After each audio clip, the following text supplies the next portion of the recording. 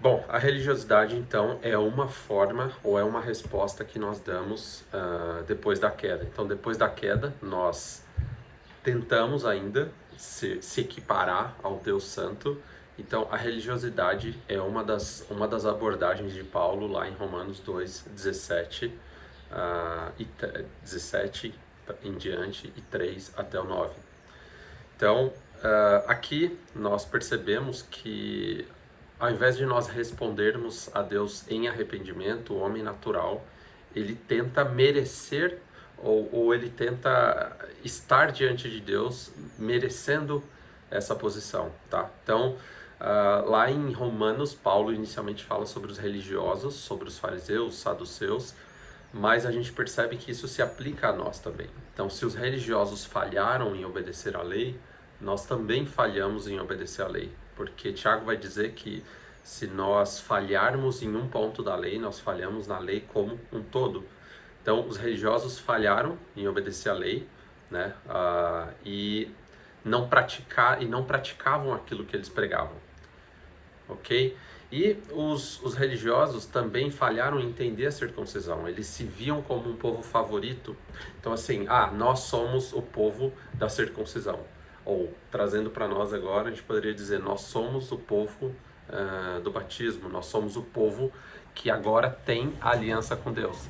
Mas a gente vai perceber, gente, que na verdade a aliança verdadeira, quando Jesus vem, ele traz um novo significado para a lei.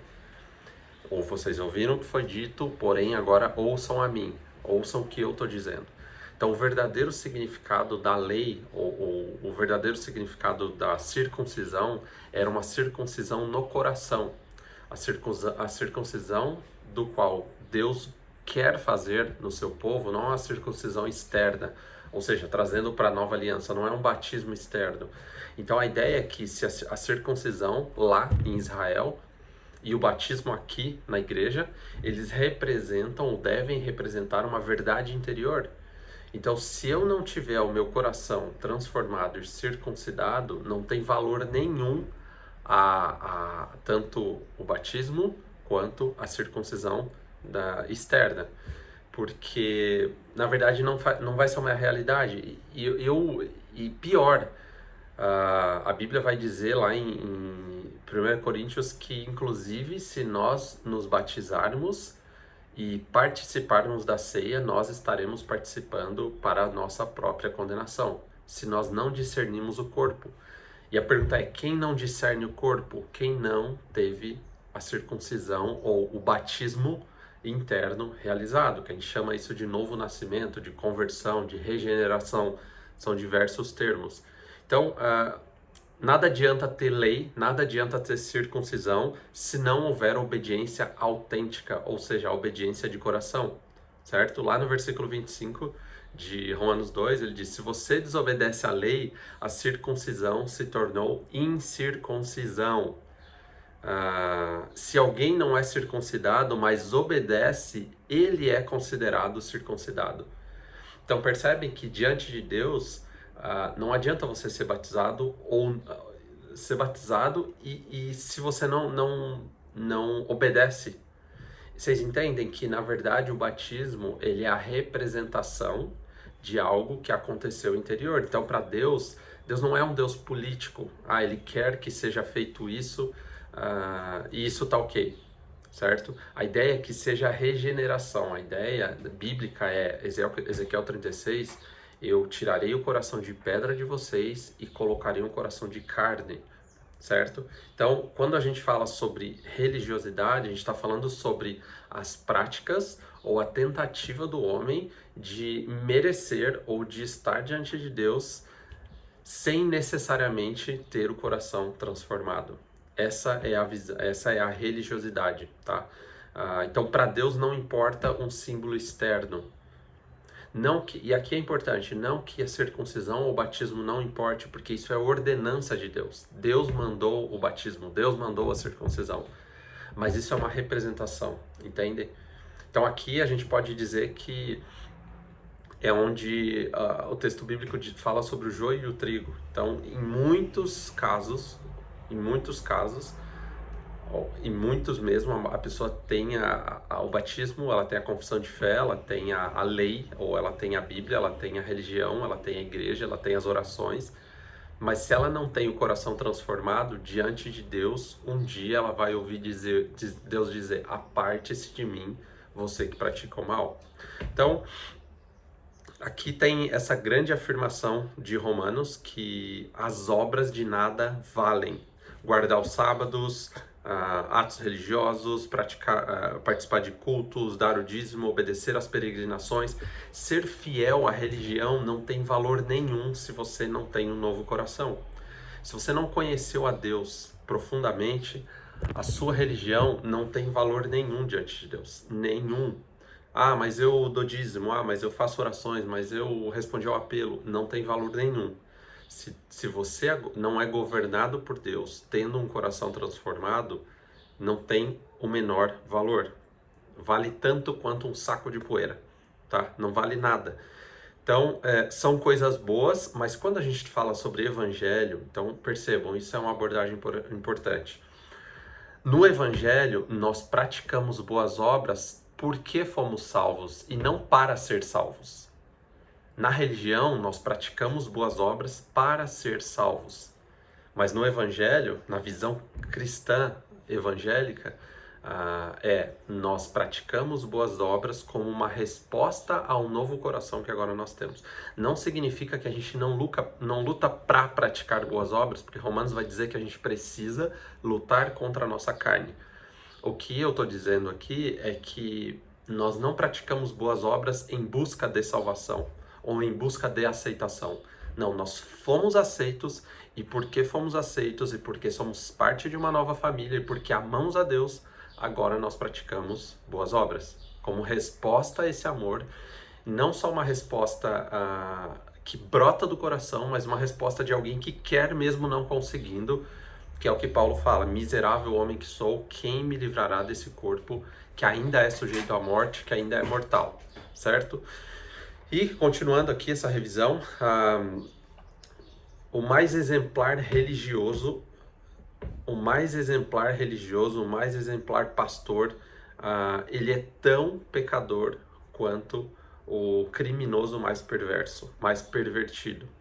Aí você fala assim: não é verdade. Pois é, na sua visão e na minha visão talvez não. Mas na visão bíblica, se você odiou e o outro matou, vocês estão equiparados, vocês estão no mesmo saco. Se você adulterou, se você fornicou ou se você olhou com olhos imorais, você está na mesma medida. Mesma medida. Então, diante de Jesus, se você estudar o Sermão do Monte, Jesus não está preocupado com as regras, ele está preocupado com o coração, com o que brota do coração, tá?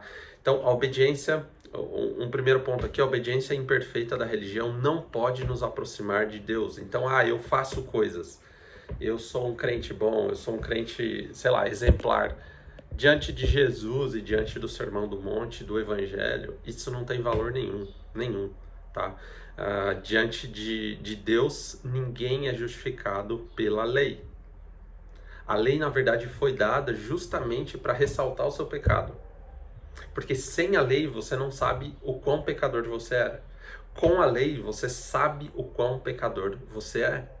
Então, Romanos 3,20 diz: ninguém será declarado justo diante de Deus baseando-se na obediência à lei. Pois é pela lei que nos tornamos plenamente conscientes do nosso pecado. Então, ninguém será declarado justo diante de Deus baseando-se na obediência à igreja, na obediência à religião, na obediência à Bíblia. Ouviu? Então, estou obedecendo a Bíblia. Ninguém será declarado justo porque você não consegue. E aí eu quero recapitular um ponto importante aqui, gente. Como é que nós podemos ter acesso a Deus? Sendo perfeitos. Eu mandei para vocês tem um vídeo que fala do exemplo do avião. Como que a pessoa pode ir para o céu e ser salva? Sendo perfeita em todas as suas ações, desde que ela nasce até o ponto que ela morre. Mas isso é impossível. Sim, isso é impossível. É por isso que nós só somos salvos pelo sangue. Não é pela religião, porque ninguém será declarado justo baseando-se na obediência à lei. Símbolos, ritos de nada servem. De nada servem. Então lembrem-se que, na verdade, o batismo ele é só uma confirmação de um amor que já existe. Então uma aliança, assim como a aliança do casamento, aliança sem amor não tem significado. Ela só tem um significado muito importante se antes houver o amor. Então a aliança, na verdade, ela confirma algo que já existe, entendem? Então, o coração é a parte mais importante quando a gente fala de evangelho, não é a religião. Porque a religião, na verdade, é uma forma exteriormente bonita de continuar negando a glória de Deus. Então a religião é eu tentando merecer de Deus a aceitação, certo? Da mesma forma que a moralidade, a religiosidade, ela tenta de alguma forma ali colocar a salvação nas suas próprias mãos. Eu sou salvo porque eu cumpri esses mandamentos. Não, você não vai ser salvo porque você cumpriu mandamentos, porque você foi na igreja, porque você deu dinheiro na igreja. Você não vai ser salvo porque você deu cesta básica. Você não vai ser salvo porque você pregou muito, porque você profetizou, porque você curou. Porque você não vai ser salvo por nada disso. Se não for uma mudança interior de coração executada por Deus, você não vai ser salvo. Então, a religião é uma tentativa muito ineficaz, é uma tentativa grotesca de tentar merecer a Deus, um Deus eternamente santo. E aí a Bíblia vai dizer que essas nossas boas ações são como trapos de imundícia perante Deus. Por quê, gente? Porque depois da queda, tudo que nós fazemos está impactado e está afetado pelo pecado.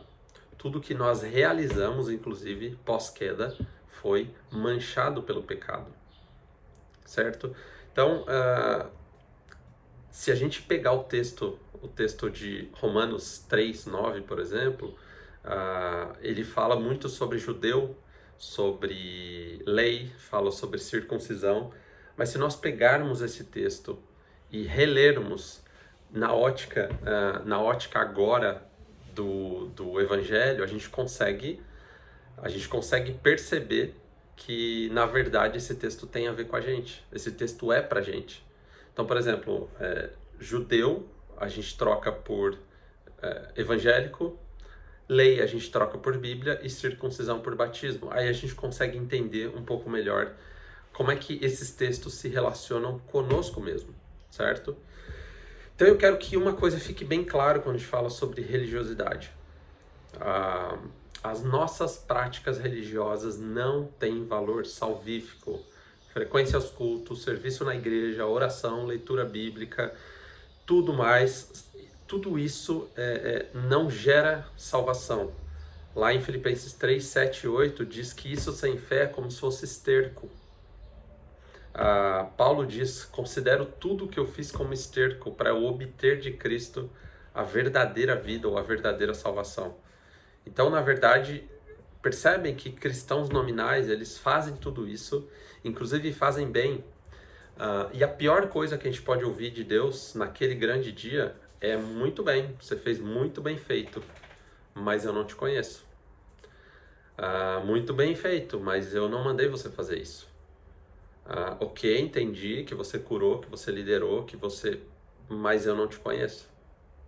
Então percebem que é por isso que a oração do crente, ou a oração não só do crente, mas de todos, deveria ser misericórdia. Porque, gente, nós só podemos ser salvos se nós formos perfeitos. Nós só conseguiremos nos aproximar de Deus se não houver qualquer mancha de pecado em nós. Porque, lembre-se, a presença de Deus nos fulminaria. Então, como é que eu vou me aproximar da presença? Como que eu vou me aproximar de Deus confiadamente, a fim de receber graça, como diz lá em Hebreus? Como que eu consigo fazer isso se eu não sou perfeito? A nossa resposta à queda, uma das respostas é a religião. Eu vou peregrinar, eu vou orar, eu vou merecer, E tudo que a gente faz não chega nem perto de merecer isso. É por isso que a nossa oração tem que ser misericórdia. Não tem nada, não faz sentido no meio cristão eu achar que eu sou melhor que o outro. Porque não fosse o sangue de Jesus, eu não seria nada. Eu sou equiparado com um estuprador, eu sou equiparado com um molestador de crianças, com um assassino. Percebem? Não fosse o sangue de Jesus me cobrindo, eu sou tão mal quanto qualquer outra. A diferença é que eu escondo mais e o meu mal está internalizado, mas perante Deus eu sou tão mal quanto o outro. E então há muitos evangélicos, muitos de nós que são cristãos nominais.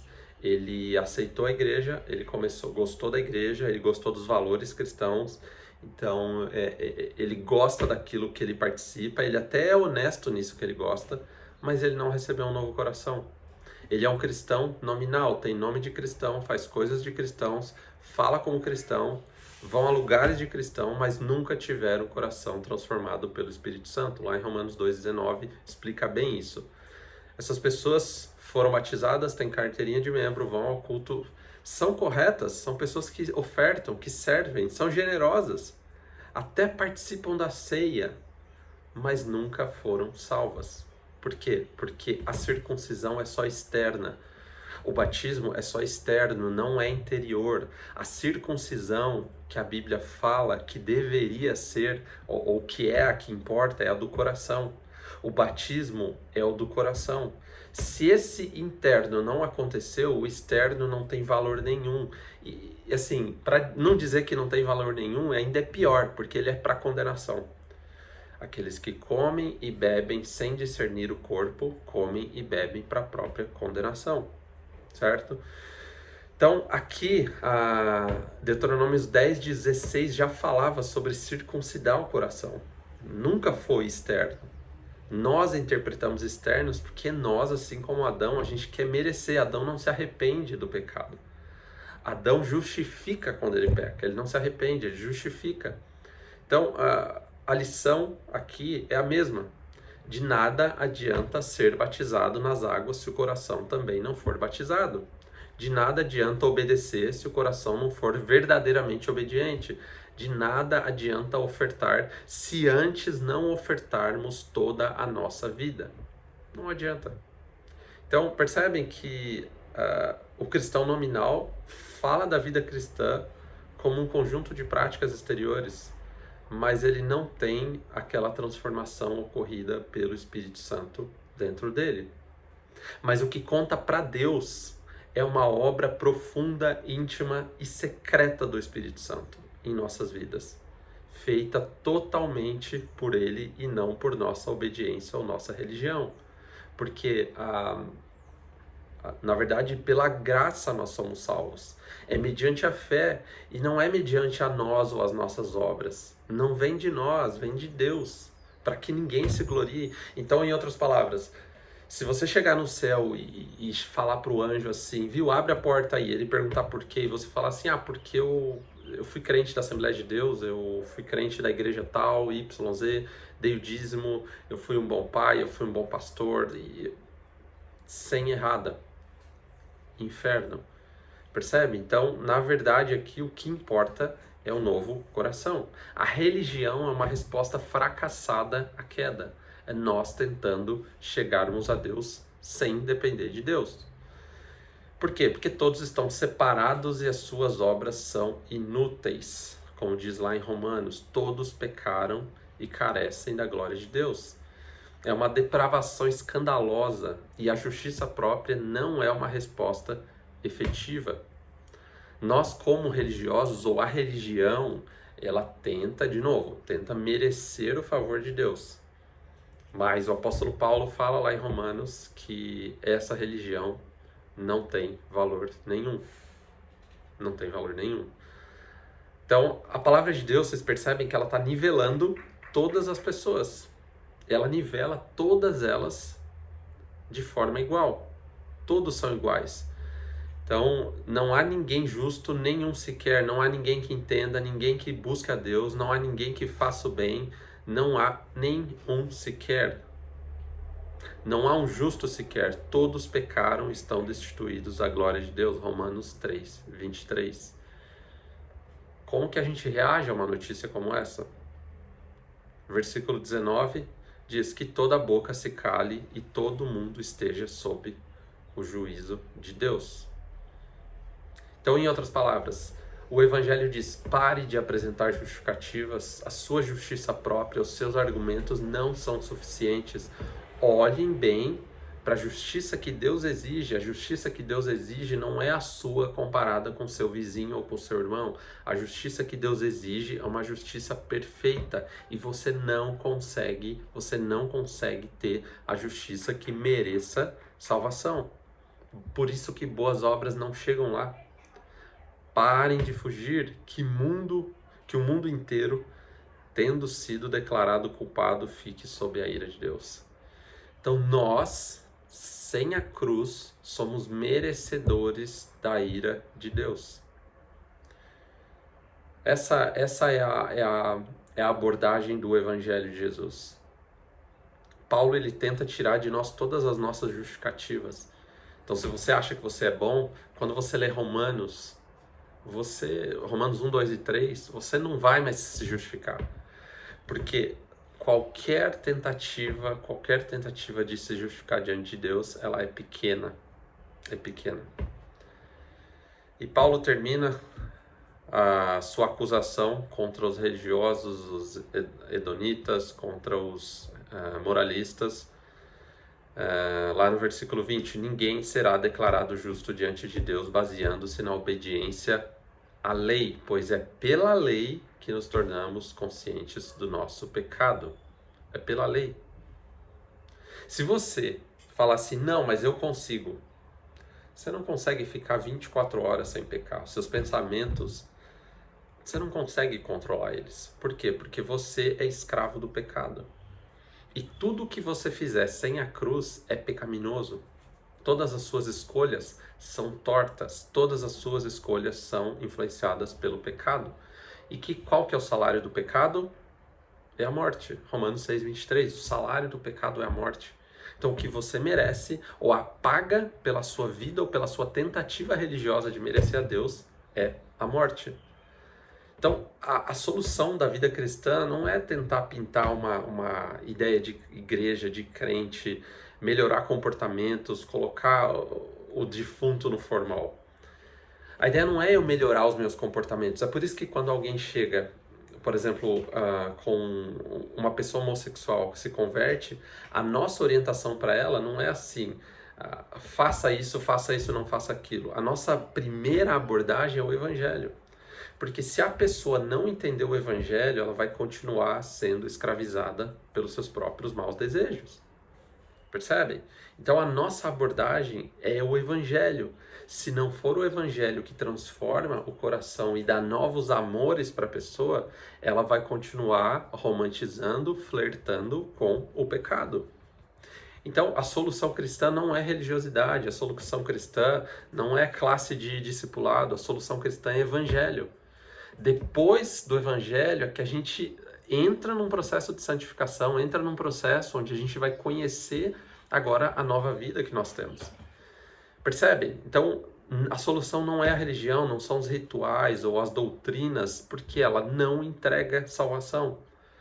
Não carecemos de religião, nós carecemos de um milagre. E o nome desse milagre é regeneração, é nova vida. Então, a ideia não é que nós tentemos pintar um sepulcro caiado, que por dentro é podre e por fora tá pintadinho, tá bonitinho. Qual é o valor disso? Não tem valor.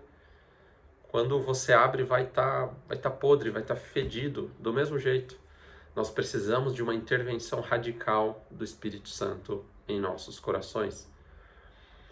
Por quê? Porque aqueles que não creram em Deus e estão na igreja estão perdidamente pertos. Perdidamente perto são aquelas pessoas que são da religião, são aquelas pessoas que fazem coisas de religião, mas elas acham que estão salvas, mas não estão. Elas acham que têm de Deus a salvação, mas elas não têm. Mateus 7 vai dizer que essas pessoas um dia vão ouvir Deus dizer: eu nunca te conheci, afaste-se de mim.